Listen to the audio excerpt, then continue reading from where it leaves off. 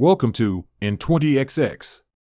This series takes the listener, year by year, into the future. From 2040 to 2195. If you like emerging tech, ecotech, futurism, permaculture, apocalyptic survival scenarios, and disruptive science, sit back and enjoy short stories that showcase my research into how the future may play out.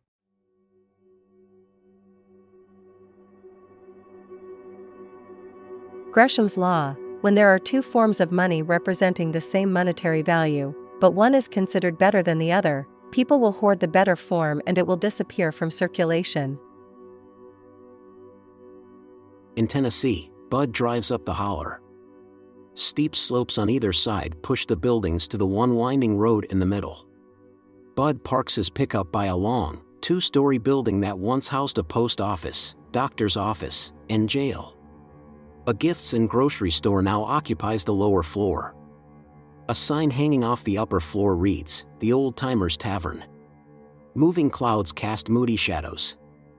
As Bub locks his truck, he looks past the small, blue coffee shack at a group of homeless people standing in an empty lot, about a dozen of them. Most look youngish. They all gather around some project. He can't tell what it is they are doing. It could be anything. They could be fixing a bike, patching a tent. Bud climbs the creaking wooden stairs to the tavern entrance. He can still see them as he climbs.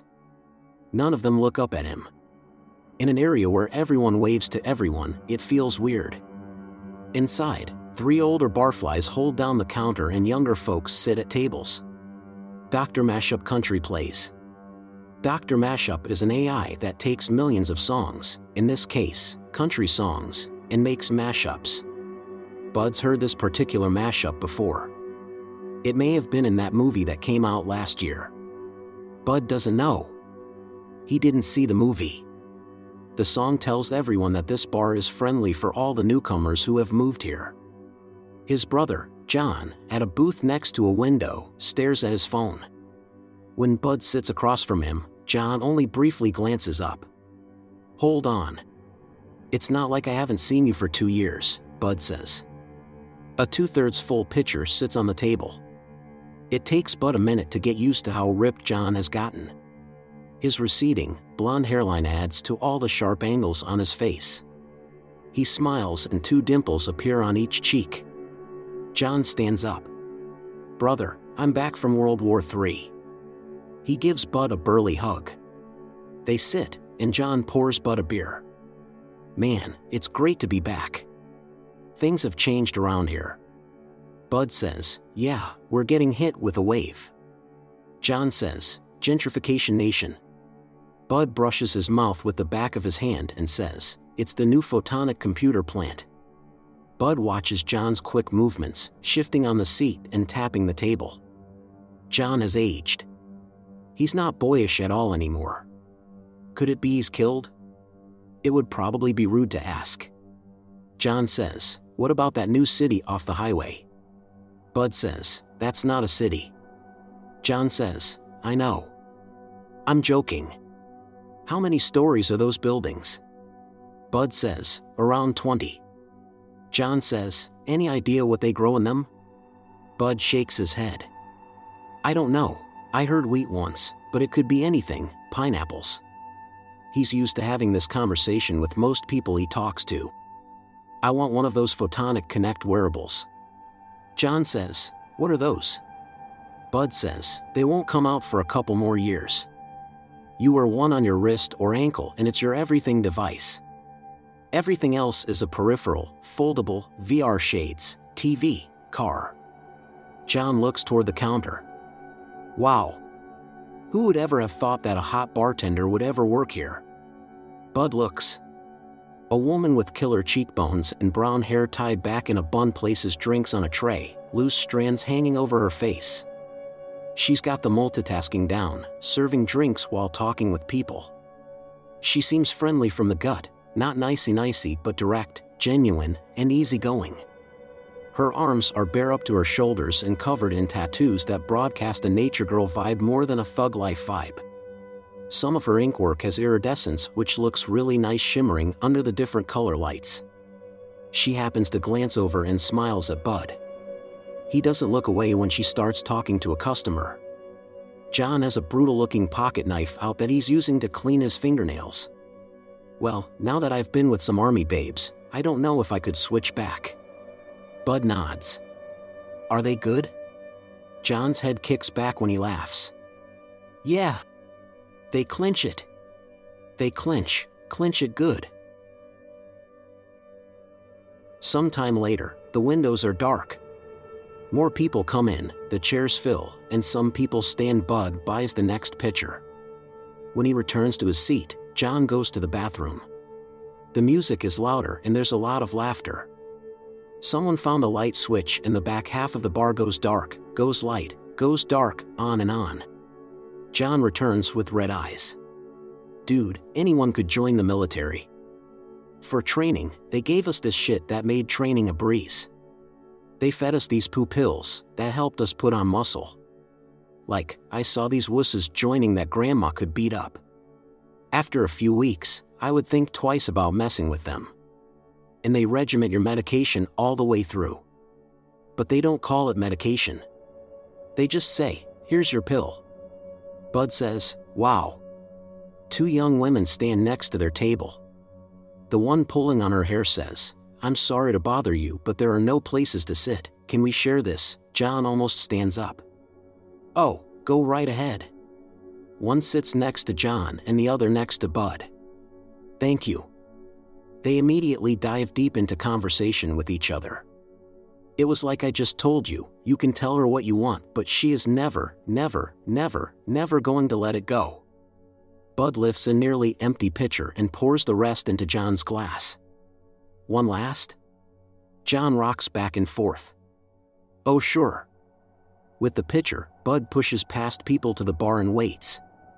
The bartender brings a tray of glasses over and shelves it under the counter. Want a refill? Bud nods.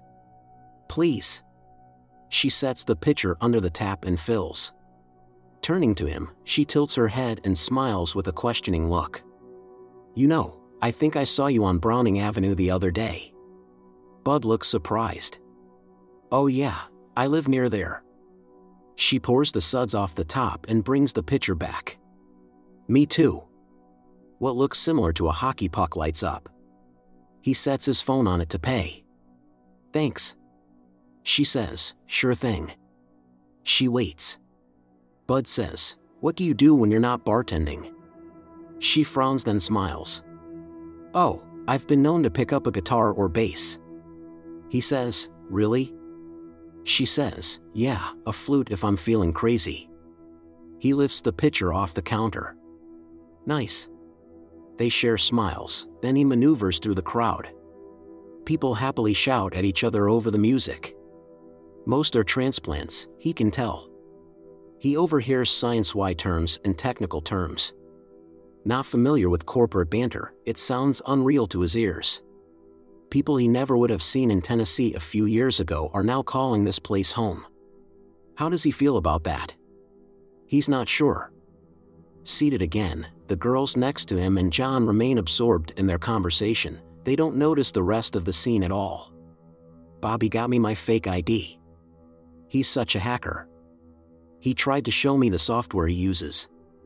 John takes a sip of beer, leans back, digs in his pocket, and pulls out a plastic bottle. When they fly you to combat, first they give you a block and say, chew this. This is your meal for the next 3 days. So we're all in the plane chewing on tasteless brownie bricks, rocking back and forth. The girl next to Bud pushes her leg against his, still fully engaged in conversation with her friend. Some of the people standing move to the music. John tilts the bottle back and forth, rattling its contents, then they give each of us one pill, making sure everyone takes one. The medic has a special flashlight and shines it in your mouth. After you take it, I'm telling you, for the next 48 hours you are Rambo. Without that pill, the brick meal would give you severe stomach cramps and pass through without getting digested. With the pill, that meal becomes your fuel brick for the next 48 hours. And I don't care who you are, your mind becomes so attuned for the battle. It's like a ride. I barely remember it because that's one thing it does is it makes it so you barely remember anything so that you won't have PTSD. But I do remember telling myself, wow, this is amazing. It isn't that time slows down, it's that each moment is so huge. Even if you had 100 choices in front of you, you make the right one.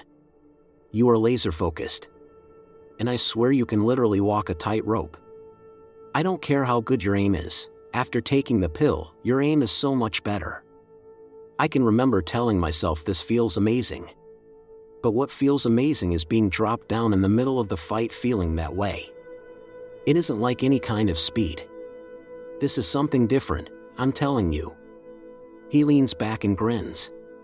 Bud laughs. Wow, are you sure you can tell me this? John says, no, it's okay. John looks around, then he opens the bottle and takes out a little blue pill. Take it. Bud says, wait, what? John says, take one. Bud says, what is it? John's voice drops to a whisper. It's a combat pill. Bud frowns. Where did you get those? John says, okay, look, don't tell anyone. John hands a pill to Bud, who takes it quickly. He pockets the bottle. I ran across a medic on the field near a downed plane and found this bottle on her. Bud slips the pill into his shirt pocket. Wow. John says, wow is right. Keep that dry and put it in a baggie as soon as you get the chance. John chats it up with the two girls while Bud goes to the bathroom. The place is starting to empty. An old country song plays. On his way back, the bartender waves him over. Hey, could I ask you a favor? Bud bows slightly. Sure. My ride isn't going to make it, could I get a ride with you? Sure. Great. Or wait, what do you think of the Emancipate Cake Shop victory? What's that? The Supreme Court just ruled in favor of a bakery refusing to make a wedding cake for a Muslim couple because it went against the baker's religion. What? That's fucked up. I mean, I know the Supreme Court has a Christian agenda. Okay, just want to make sure. She pauses and watches Bud. Bud says, yeah, you're right. Sell someone the damn cake lest you be denied cake. I think that's what it says in Leviticus 3, 4, 5. So rude. She busts out laughing. Just come up here near closing. You got it. Bud joins his brother, who says, hey Bud, these two were just telling me about an after-hours get-together they know about. Wanna go? Bud says, maybe some other time. The girl that had sat next to him pouts. John says, your loss, bro. The three already shift places and head for the door. Bud calls after John, I'm going prepping with Pop tomorrow, are you coming? John looks back at him. I don't know. Text me before you go. Get your beauty rest. He and the girls laugh.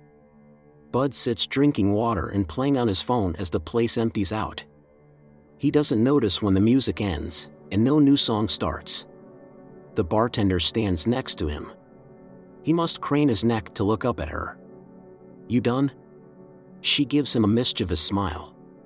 Just need to lock up on the way out.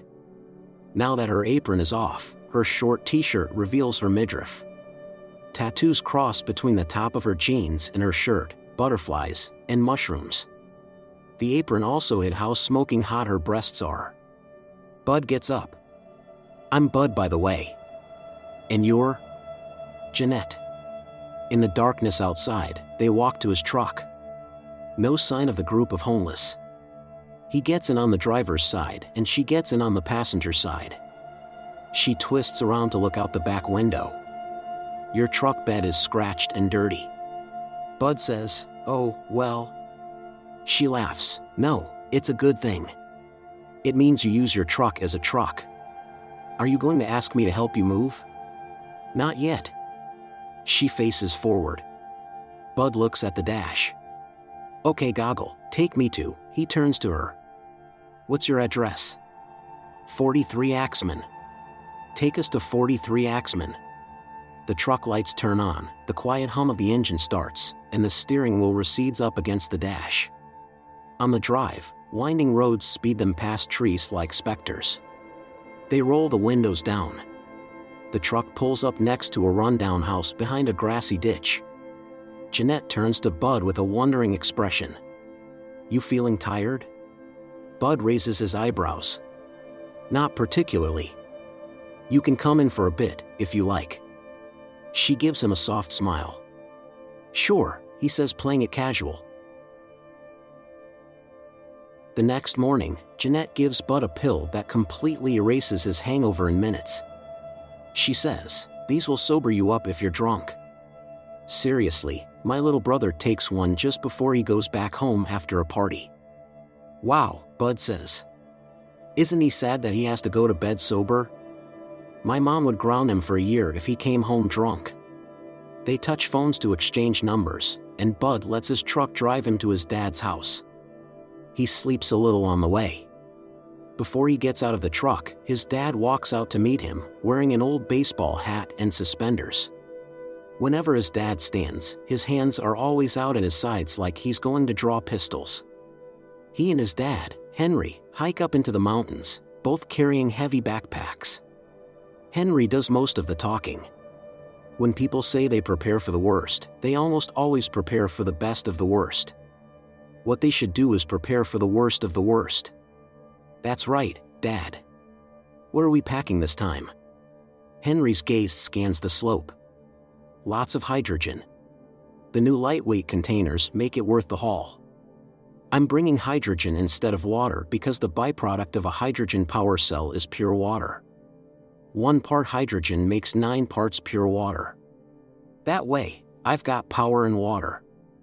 "Oh, did you think of that?" His dad sucks his teeth. "Yep." They get to the top of a ridge and unload to rest and eat. Henry says, "Why are you always on that tok-tok?" Bud looks up from his phone. Tok-tok saves lives. How many compulsive gamblers and drug addicts never became those things because tok-tok triggers the same parts of the brain? Henry says, "I haven't drank for over 3 years now." Bud nods slowly. "Good job." Henry squints up at the sun. "Do you think you can find the rest of the way by yourself?" "I think I can." "Good." After a few hours of cutting across the wilderness, Bud stops. "Isn't it?" He begins to point north. "Wait, son. We ought to check first." Henry sweeps the terrain with a thermal scope. "All clear. Nobody out here."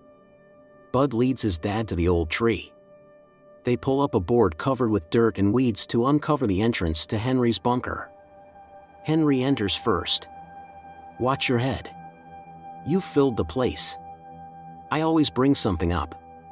You've got some jars of coins. You can put them over there." Henry flips a switch and the lights come on. Bud faces a shelf where many containers, some plastic, some glass, contain coins.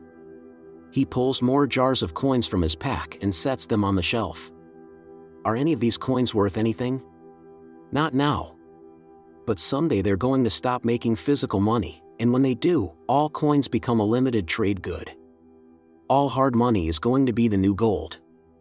Bud pulls more items from the pack. "You should know. You're the coin dealer.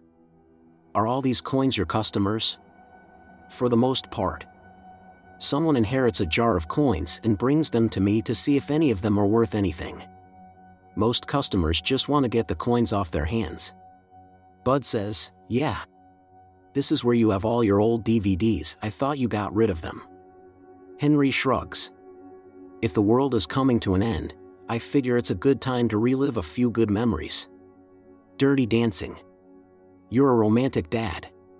That is one of the first movies your mother and I went to. I miss her too. Where's that hydrogen power cell?" "Here." Bud throws up his arms. "It's small." Henry unloads his pack. "You can hook that up to any EV and run it while the batteries recharge.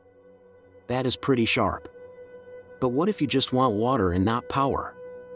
I figure I could build some salt water batteries up here and charge them while I make drinking water." Here, Henry takes a small bottle off the shelf. This is the minerals you add to the water, so you can drink it. I know that.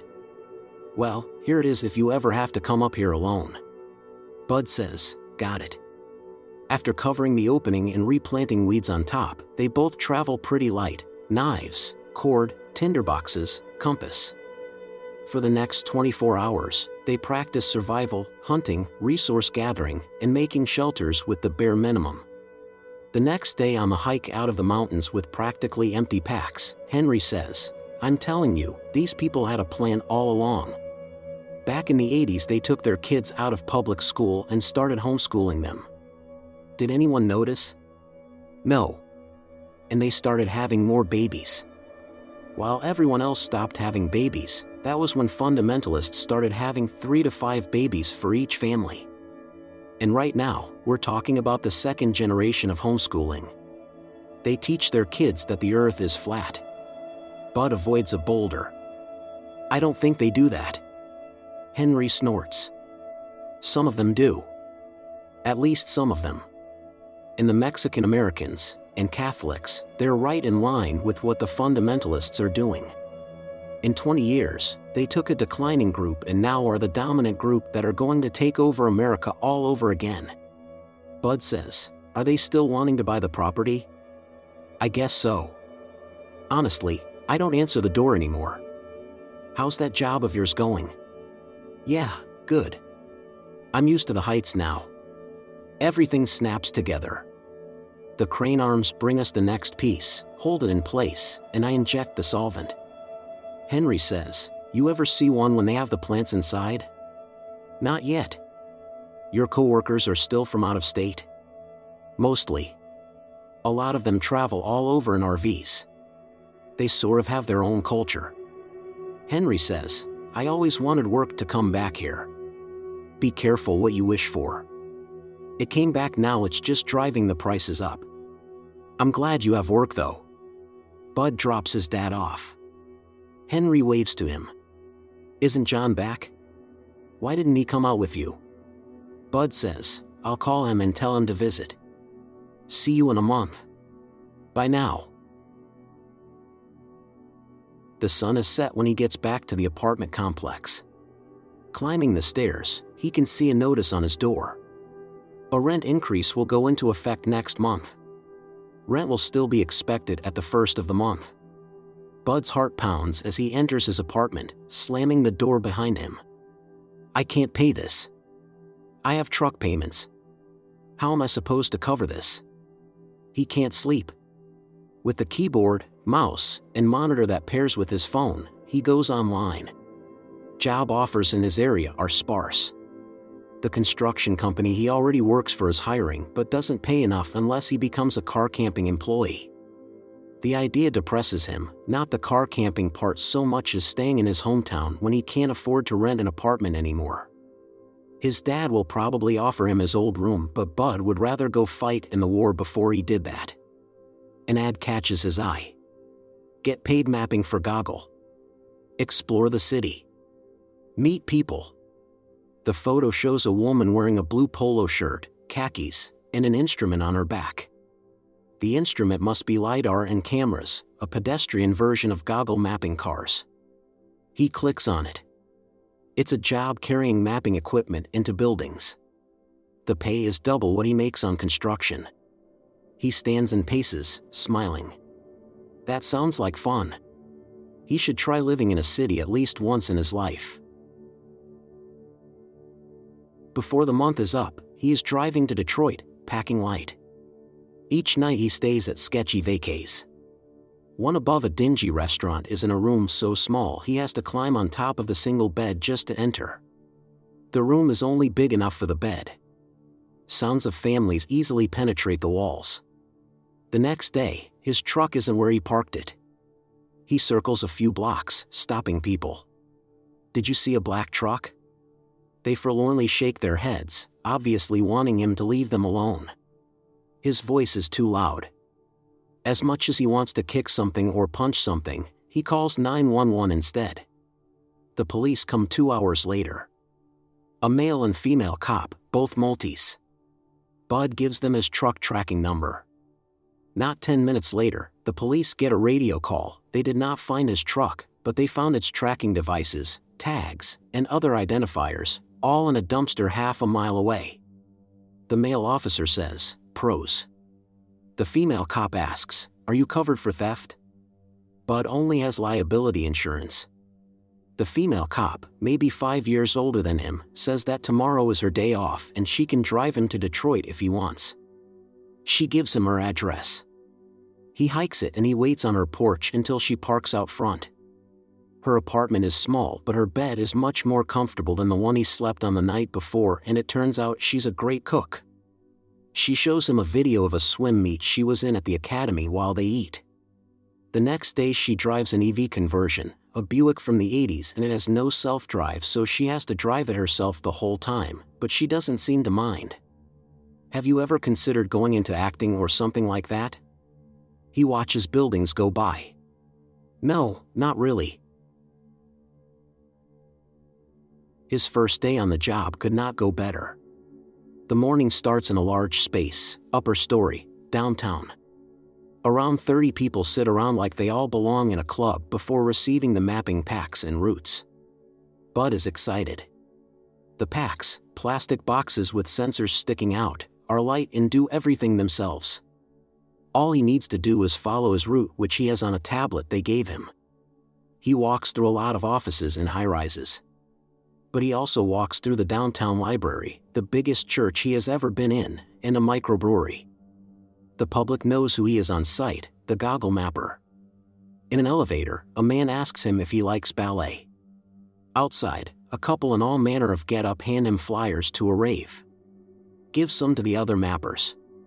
People pose for the mapping pack wherever he goes. Though software will blur their faces, they still want to show up in goggle maps. When his shift is over, he pulls his bike from the bike room and rides out of downtown.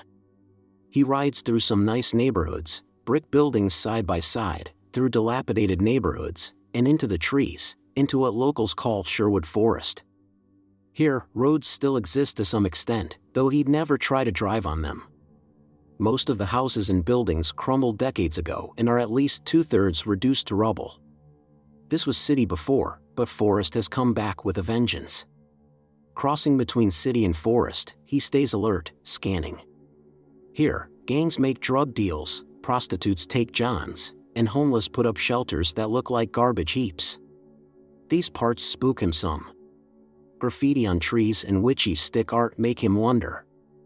Is someone just making a scary place scarier for the fun of it, or is there some bloodthirsty cult who comes out here and already knows about him biking through the area? People illegally dump, and some of the garbage heaps are 2 stories high, but soon he passes the far extent of how far bumpers are willing to haul their garbage back into the trees. Someone places a grand piano out in the road because that's the kind of thing people do. That, and set up an entire living room on the street with antique furniture. He reminds himself that this is not a post-apocalyptic world. It's just Detroit, which lost population and got eaten by nature. Leave this area alone for a few more decades and you won't be able to tell it wasn't always a forest. After he rides around the first tree in the road, he breathes a little easier. The woods become woodsier. Deer, rabbits, and foxes can be spotted here, along with stray dogs and cats. He rides around crumbled rust heaps of cars. A lot of the lamp posts still stand, though the wires are long gone. The deeper into the woods he goes, the more it's his domain. Most of those city folks don't know what to do with nature. Elevated train tracks run on his right, rusting slowly and covered in botanica. Crumbled cornerstones and stairs stick out here and there, but it's mostly forest. The era of scavengers is long gone. He heard about people tearing all the wires out of houses and pulling pipes. He did poke around a few of the ruins when he first checked this region out, but found nothing worth claiming. He takes different ways each time so he won't burn a trail all the way to his camp. His mountain bike handles the overgrowth pretty well. Sometimes he has to get off and carry it. After half an hour, he spots camp, up ahead by the big tree where the ruins are most ruinous, leaving more open space. No one is in sight. No human sounds, only birds and the wind. He hustles down steps that once lead to a basement and turns over an old wheel to access one of his stashes. Working quickly, he digs some of his things from his backpack, places them in the hole, and covers it. After biking a few more minutes, he reaches camp, in a thicket of trees, a shelter of branches and cheap plastic tarps. He pushes his bike into the shelter, locks it to a tree trunk, then plugs his phone and VR shades into a battery pack built into his backpack. He walks a large circle checking his water catchments, tarps hung in trees to catch dew and hopefully rain. Each tarp angles into found containers, plastic mostly. He harvests a cup of water, not much at all. Once it rains, he will be set for water. In the meantime, he will still need to bring some from the city each day. Sitting on the ground eating a hoagie, he works on his rocket stove. Made of bricks, an old sewer pipe, and a barrel, the rocket stove will burn most of the carbon coming off the fire and produce hardly any smoke. So no one will see smoke rising off his camp. It should be finished by fall. He fashions a burn plate over bricks so he can heat water and cook. He climbs a tree to bring down a camouflage bag containing his sleeping bag, then gets into it to sleep. He's using a small percentage of his wood skills. The city allows for a lot of conveniences: laundromat, camping in cafes, catching a game in a sports bar. He's saving money, and he would probably get homesick if he didn't live in the woods. At night, he hardly hears the city. Only sometimes does the rattle of far-off gunfire wake him. He arrives to work 40 minutes early, so he can charge his battery pack. Most coworkers don't show up until minutes before the starting time, so he has the place to himself. After a month mapping, his coworkers are still standoffish. Most of them seem like kids, even though he isn't much older than them, maybe a year or two. A lot of them are LGBTQ. He's cool with that. At least he's pretty sure he's cool with that. The friendliest of his coworkers, Bran, is Butch. She sits next to him sometimes during morning meetings.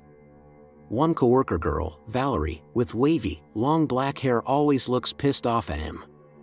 One morning when he thinks he's the only one there, Valerie walks glaring sidelong at him, and she keeps right on walking, going into another room.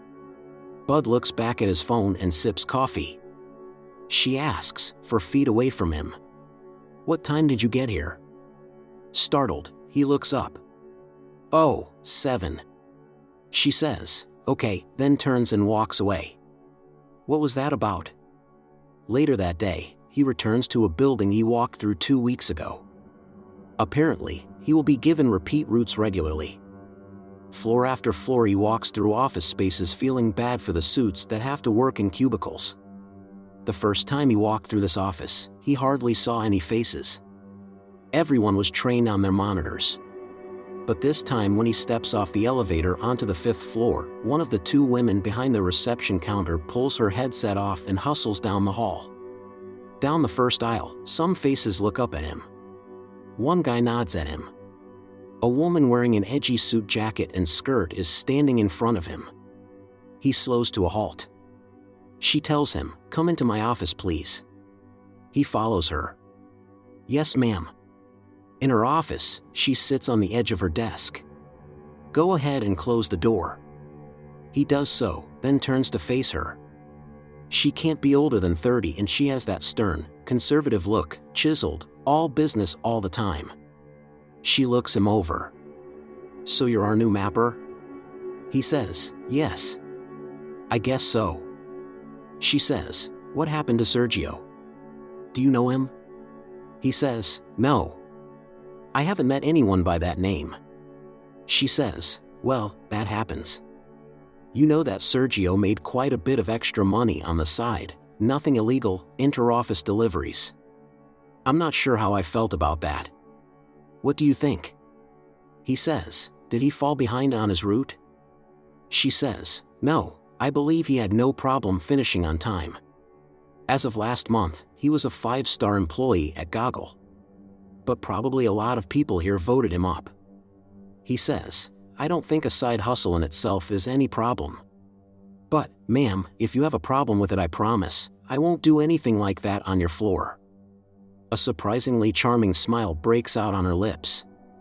She reaches back, picks up a small object, and extends her arm to show him. "Oh, actually, I've been meaning to take this memory stick to the engineers on the top floor. I could take it to them, but I know you'll end up there yourself." Bud takes the stick, giving her the ultra-easygoing smile that has worked countless times in the past. "I would be happy to do that for you." She blinks and nods, relaxing a little. "Great." She pays him, phone to phone. "Don't lose that now."